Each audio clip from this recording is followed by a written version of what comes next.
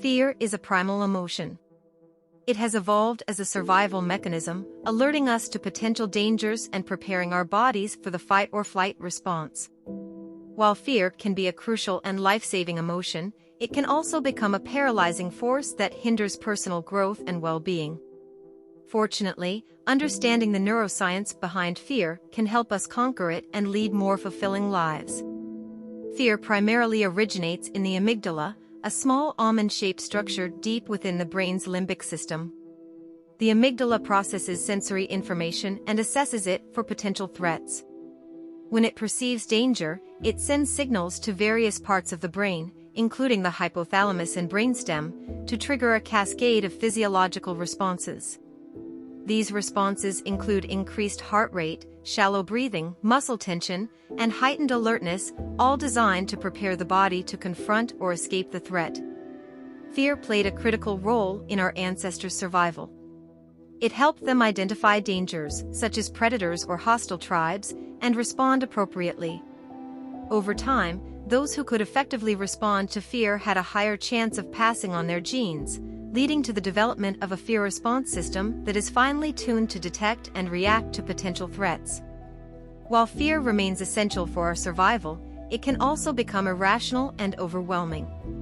Excessive or chronic fear can lead to anxiety disorders, phobias, and panic attacks, hindering our ability to lead normal lives. Understanding the neuroscience of fear can help us control these irrational fears and regain control over our lives. First, admit you're afraid. You can't overcome fear if you don't first admit that it's there. Confronting your fears is proven to help minimize them. Creating a support network of friends, family, or a therapist can help you gain clarity and confidence. Neuroplasticity, the brain's ability to reorganize and form new neural connections, plays a crucial role in conquering fear.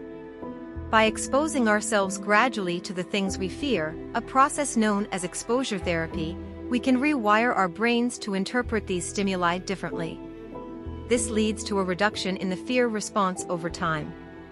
For example, if someone has a fear of public speaking, consistent practice and exposure to public speaking situations can reduce the amygdala's fear response. As a result, the individual becomes less anxious and more confident when speaking in public.